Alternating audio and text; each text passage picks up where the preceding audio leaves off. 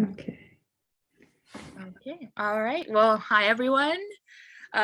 Welcome to our first talk of 2022 on the power of the dog.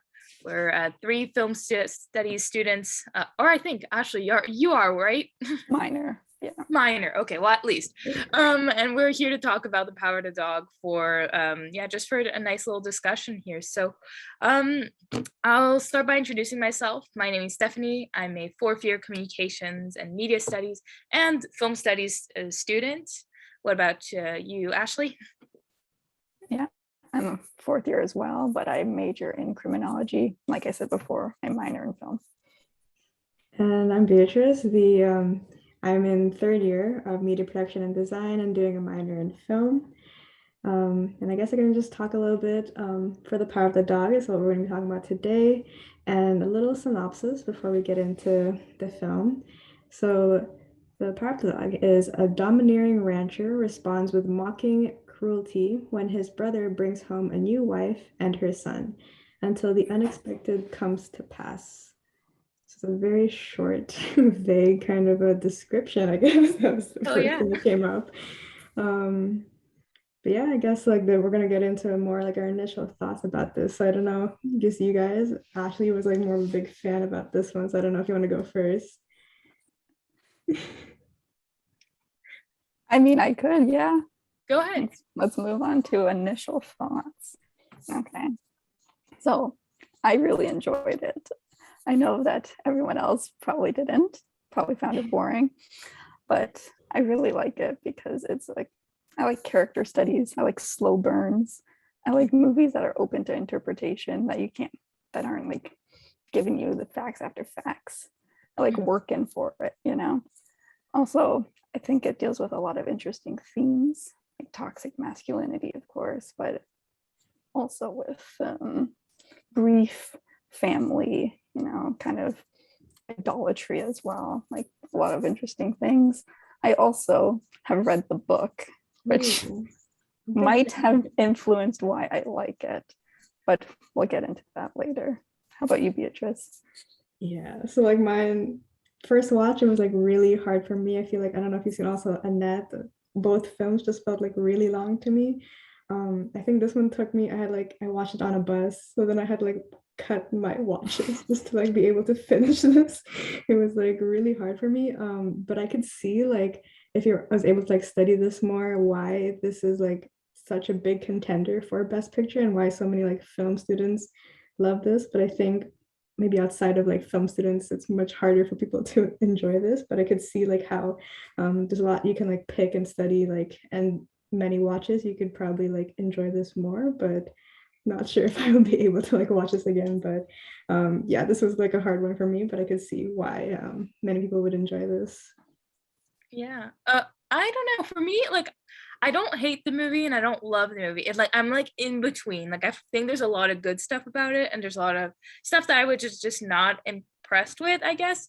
But I still think it was a pretty entertaining film. Like I think there's a lot that, like Ashley was saying, that there's a lot to cover in here about homosexuality and toxic masculinity, as you said. Like there's just so much to unpack in this film, and I think like that's maybe what made it special, but I think it wasn't pushed enough. Like there's a lot of things that are just kind of mentioned or kind of shown, but very subtly, that I feel like it's kind of making the film a little bit quiet and empty at times. I mean, I guess it makes you have time to reflect as well, but I feel like it could have been pushed a tiny bit more. And I guess to spoil a little bit the ending, but I guess we're in the spoiler section, so it doesn't matter. I thought it was brilliant that it became like a thriller, right? It became about a murder, and I thought it was brilliant how we kind of learned that he killed him. He killed the Benedict Cumberbatch's character, and it took me a little while to figure it out, and I kind of get it, but I felt like it wasn't really justified. Like it was just like, oh, he killed him, but maybe in the book it's mentioned more, maybe I missed some details, but I felt like there's a little bit something missing in the film that made me feel like, oh yeah, that makes sense. Like I just felt like, oh yeah, he killed him, and I'm like, okay, but why? I kind of felt like it had to do maybe with the relationship with the mother in some sense, because the mother is an alcoholic. She is obviously somewhat crazy, but at the beginning of the film, she doesn't really seem that way. So I don't know if this is all part of a trick, or if she's just like, I don't really know what's happening. I just felt like, or if she's just like crazy. I don't know what it is, but obviously I think what her son wants, what the son wants, and why he kills Benedict Cumberbatch is mainly because he wants to make his mother happy in some sense. I think the final scene really showcases that when he sees her husband and her kissing, and he just looks out the window at them. I think that's really representative of him wanting his mother's happiness, but at the same time, I'm kind of I'm still confused and I'm still concerned. I just, there's things maybe I missed, but I'm excited to see about you, Ashley. Like, what are the things that like really stood out to you with the whole murder of it all? Yeah, so speaking from having read the book as well, there's like slight change. It's, first of all, it's a really hard book to adapt because most of it is barely any dialogue in the book. It's all thoughts, but you also get to see every single character's perspective.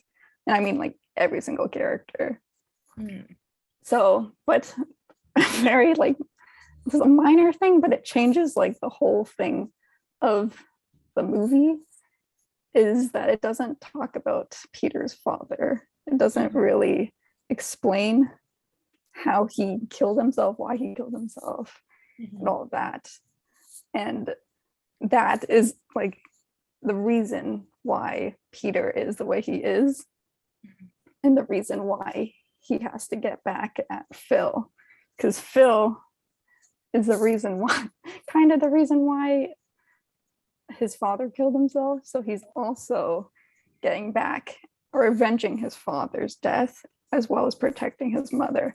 That's the book.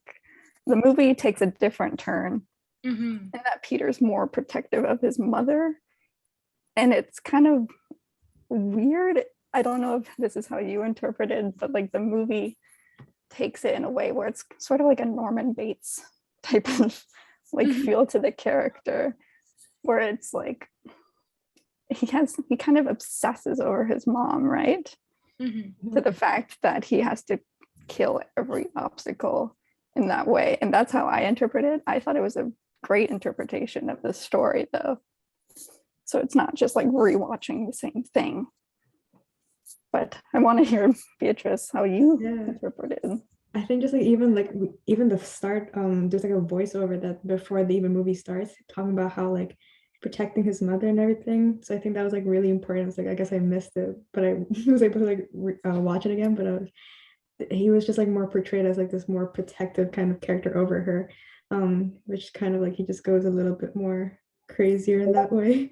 But yeah, that's really interesting that in the book, you know, like Phil is more connected to his father, because it was just very much like you see the rope in the movie, and then that's, he just assumed that it was like a suicide, I guess, from what the father went through. But then yeah, his mom, I think like you can see her slowly going to descend with like this madness from Phil, and then also from like what happened to her husband. So there's like a lot of like power dynamics also with like Phil and his mom, which was like really insane that Jane Campion, the director, was able to like show that like very like quiet moments, but also very like, and it really worked out. Like you can see like just like taunting her and like torturing her throughout this. So I think that's what she did really well, even though it's like very quiet, but I think she did it really well. But what do you guys think about cinematography? This was even like also talked about in the Oscars, so I'm not sure if you also think this is also a contender for that. At least for me, I think like maybe cinematography would be a contender. I mean, I haven't watched all the films that have come out in the last year, so I'm not quite sure. Like I think it was good, but I think if I would compare it to Dune, like I thought Dune was like one of the best cinematographies I've ever seen in my entire life. So I would give it more to Dune from what I've seen up to this point, or even The French Dispatch, which was like crazy amazing too. But what was I just gonna say? Yeah, I think it's interesting what you talked about for like the power dynamics, just to go back to that. And I think there was a lot of like class dynamics, like power dynamics with the, you know, like the parents when they come back, and there's this tension that's there, but it's not really spoken. And same thing with the gender dynamics as well. And if I'm really glad that like we have the book perspective right now, giving a little bit more context about the father, because I feel like it was mentioned, but like it was left on the side in the film, and I felt like that was at the detriment of the movie, unfortunately. Like I feel like if they would, like I was saying, like I needed a little bit more pushing to the story, and I felt like if they would have pushed that a little bit more, it would have made more sense, at least in my opinion. Yeah. And same thing for the son, like, because in the son I thought that he killed his father too. At one point I was like sure that he killed his father as well. And yeah, but like that's not really what this film I feel like should have been about. Or maybe his father was doing the same thing and he's doing the same thing as his father. At least that's how I was like imagining it, since his father was also a doctor. But I don't know, like it made me think of all these things, but I felt like those things are not really what was like important. I felt like if we would have known a little bit more about maybe if Phil would have like hurt the father in some way or form, and that's kind of the revenge part of it, then I feel like we would have gotten a little bit more, like I feel like the movie would have been so much more appreciated. Yeah, like I agree 100%, but like I don't know how they could have fit in the father's story, because like a book completely different, it's a new chapter, and it starts from the father's perspective, like I think it was like 5 years back, and how Phil like taunts him, or taunts his son actually, of how he's like a sissy, whatever, you know. And but he's pointing at the father and saying that it's his fault that his son is like that. It's an interesting dynamic, and then that leads to his father's alcoholism and then his eventual downfall. Peter sees that, and then he notices that also happened to his mother. And I think they undersold Rose a little bit in the movie. She's a lot more interesting in the book. I think a lot of her like her feelings and her thoughts play a huge part into her, and kind of what like her relationship with Phil, because Phil, again, you're talking about like the class differences. She's a much lower class, where Phil is like high class, super rich, right? And he thinks she's some like floozy who's just after their money. But it's really interesting how they do it in the book, because like she's having like identity like issues, wealth issues. She thinks she's not a good mother to Peter, all of that, but it's kind of like undertoned in the movie, in my opinion. But I don't know how she came across, if she was annoying. I've heard people call her annoying, crazy. I found her underexplained. I think you basically hit the nail, whatever, I don't know that expression, you know what I mean. Hit it right on the nail in the head, and I don't know. Whatever. Yeah, like she was really underexplained, under flourished, and I felt like Phil's character was more like flourished and more, you know, it felt like the movie was supposed to be about him, but I feel like the movie should have been more about the mother. Yeah.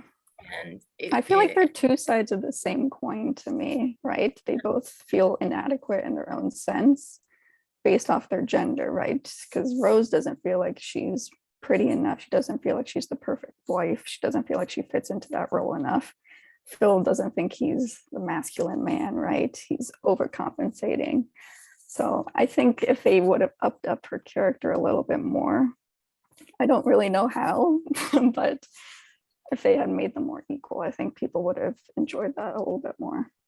Yeah. Especially since there's a woman director that directed this, like I feel like we would have expected the female main character to have a little bit more, like, I don't know, personality, I guess, to her, compared to Phil. That I feel like Phil, we really get into his psychology a lot more, especially like when you learn a little bit about his homosexuality and how it affects, like we almost like can feel it throughout the film that this is going to come out eventually, especially because of his over masculinity. And so I thought like he was a little bit more fleshed out, and I don't know if the homosexuality aspect of it was basically like they wanted to flourish that a little bit more to maybe, gain more like Oscar credibility, I guess, instead of flourishing more the woman main character. But I guess that's up for discussion. Yeah, I feel like they just picked the main character and then like kind of subdued the others. Because in the book, I feel like everyone kind of was like equal. Yeah. Like they got equal amounts of time spent in their thoughts and whatever. But I feel like they were like, okay, we're gonna put him at the forefront. Yeah. Yeah, like this movie, I feel like all the characters, they kind of like, there's like this whole theme of like the power, but also just like, I guess, the talk about like masculinity and what that is, like looking at like Phil, but then also Peter and like, yeah, his mom. And I guess like even when you're talking about like the power dynamics between like Phil and his mom, I guess like the one scene that like still, it was that the piano scene where she was just trying to like play piano like on her own, and he just would not leave her, just like there in the corner just like playing his little banjo, I think. But yeah, I think like every like character, like they played in some role of like talking about like what masculinity is. Like Phil, I guess, is talking about like what this whole like man is supposed to be, dirty, not showering, kind of like rude when he just showed up in the dinner. And then you have like the other, which is like Peter, who's like more like skinny, kind of like caring and like gentle a little bit more, caring for his mother and everything. But I think that, yeah, they played it so well, like how I guess like that's what the power of the dog, the verse is like, something about like your, I totally forgot, like something about your enemies and like trying to, Ashley, do you remember like the passage, like the deliver my soul from the sword, yeah, something my like darling that. From the power of the dog. Was that like more like trying to defeat your enemies, like become more powerful, like with more powerful become like better than the other, some kind of like, yeah, it's like overcoming kind of antagonists, right? Because at least I think from the Bible, it's someone who's doubting their faith from naysayers or whatever. And at least in the movie sense, Phil represents the dog, right? Or even toxic masculinity, I guess you can say, represents the dog. Overcoming that will lead to, I guess, some sort of epiphany or a better life, I guess. It's up to interpretation, right? Like there's so many meanings it can take on. I think like the whole homosexuality thing, I think somebody in the film Discord really made me think this is going to be like another, I haven't even seen the movie, but with like the Brokeback Mountain Oh scene, yeah. why was I trying to, because like when like he was his brother, right? Like he was talking about going camping in the mountains, and I was like, what is going on? Like, is that like what's happening? But I found like Phil's like possession over his brother. I was like, is this what this kind of movie is going to be? But at least it wasn't like their relationship, but I think they still did such a good job like with Phil's character, like subtly showing that like all these little things, and Bronco Henry and how like they had like a relationship in the past, with was it like those magazines or something related to him, but yeah. That's funny. Yeah. No, I think he did a really good job actually in the role. I know a lot of people said that he was miscast, but really? I shockingly don't agree with that. I think would they cast them? It's like it makes sense for like a posh British actor who's pretending to be like this American cowboy to play Phil, who is a posh, rich, wealthy, educated American who's kind of pretending, putting on a show, right? Yeah. As a cowboy. As a ranch owner. The only other person I would see in that role would be the guy that like the main character in The Walking Dead, like Rick. Oh yeah. I don't know. I feel like that guy would have worked. Like he's British too, so I guess maybe that's why. But I feel like that guy would have been like really well casted for that. Because maybe Benedict Cumberbatch, like I think maybe the people have like angst against him because he's like so talked about, and he's in like every movie right now. And he can literally play everything. So I don't criticize him. Same thing for like Timothée Chalamet. I think like he can play anything. So talented actors, I mean, they're finally getting their space into the scenes, which is great. Do you think like also like is it Kirsten Dunst? Oh yeah. She has like any chance also of like becoming one of the contenders? I'm not sure. Oh no. I'm sorry, that's going to Kristen Stewart. Yeah, there you go. Yeah. Sorry, that's going to Kristen Stewart. I'm gonna like finally say like finally win an Oscar. If she doesn't win, I'm gonna be so disappointed. I was like so shocked when I watched Spencer. It was so good. So Spencer was amazing. It's like up to now, it's like one of my favorite movies that I've watched this year. Yes. I feel like if we delved more into Rose's character, she could have, but like I feel like she was a little bit like missing some dimension. But that's not on her, right? That's writing. I think it's maybe also the editing. I mean, I felt like it focused so much on making it quiet and long, and focusing on the sound and focusing on all these like mise en scène aspects of it that are trying to maybe do like clues or some sorts that like they took away from the characters, like all of them. I feel like except Phil, I felt like every single character was missing something, and I felt like that was a little bit unfortunate. So maybe that was in the script, maybe that was in the editing, but like I felt like they tried the aesthetic more than the actual like content of the film. Like I feel like there needs to be a really important, like a really good balance between two, and I felt like it weighed a little bit too more on the aesthetic. Although I really like this new genre of like thriller, and like it's thrilling without it being a thriller, you know what I mean? Like it's not really, nothing is really happening the whole film, but it's still thrilling, and you're still wanting to know what's going to happen next. And I hope more movies are going to come out like that, and that they're more like subtle and then like all in your face thriller. So I found that like really interesting, and I hope that more films get made like that. I think it's very much like the whole psychological thrillers. I think that's the genre, where it's just more about like the gaze and how like you're trying to interpret like how they're looking at each other, and like the camera angles, and the audience is like going to have to think about what's going on through their head. You know, it's like what are they thinking about? So I think that's what this film is more about, which I guess is similar to the book with less dialogue and more trying to in their head and thoughts. So oh yeah, like even like Phil's thoughts like in the book, like when he's starting to have like I don't know how else to phrase it, like gay thoughts or like something along those lines, he cuts himself right off in the middle of the sentence.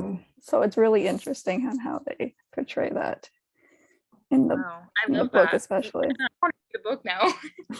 Honestly, send me a message, I'll get you a totally legal link. Okay. Like send me a message. I know the author, like I have a signed copy. Oh yeah. Oh no. Is it a long one? It's like a hard one to get through? No, I think it's the average size. So like 300. Yeah, like it's not long.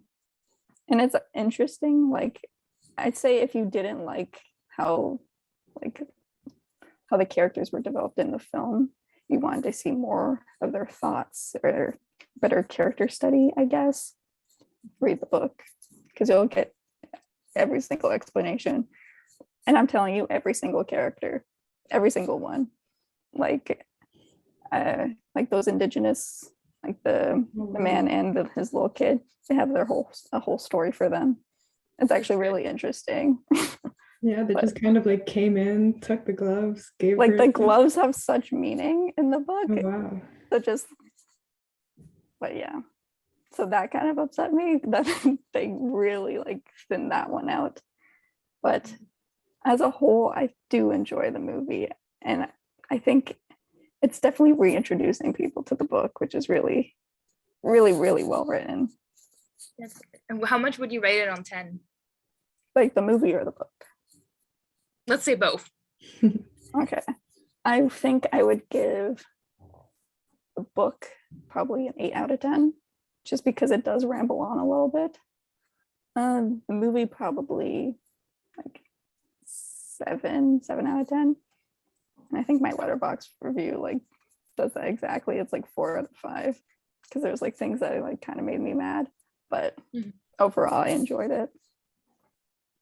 What about you, Beatrice? Yeah, my letterbox was probably like a 2.5, which was like, I was surprised. Like, I like saw everybody else's and I was like, wow, we're giving this like a lot of 4s right now. I was like, okay. So I didn't, yeah, that was like my initial, but now like looking into it, I don't know if it will change actually. It's in my, I could see like how like everybody's reviews and how they loved it, but I think overall experience wise, I think that goes into my review sometimes. It's not how amazing a movie might be, but also how my experience went. So for me, yeah, it wasn't that great for me, but I could still appreciate how she was able to like show all their thoughts, and from a hard book that's just like thoughts onto like a film that's more visual. So I could appreciate a little bit for like a filmmaking view. But that was like my review for that one. And you, Stephanie? I think I put on IMDb a 7 on 10. And yeah, I think I would keep it to that even after the discussion. Like I didn't love it, I didn't hate it. It was like, it was a okay, good movie. Like I think there was a lot of interesting aspects. Do I think it should win Best Picture? Like, even if I don't compare it to anything else, I don't think it should, just because I felt like there was still so much missing out of the movie. It just felt a little bit incomplete, and not in the sense that like I really enjoy open-ended movies, but this one was like too incomplete for me.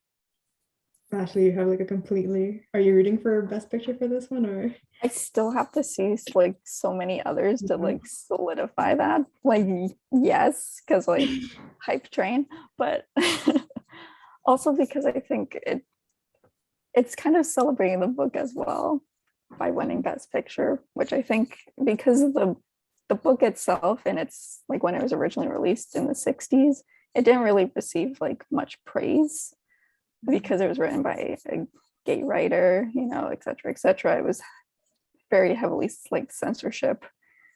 And then like 2000s, I forget who, but someone rediscovered the book and then republished it. And then Jane Campion was given the book as a gift by her mother.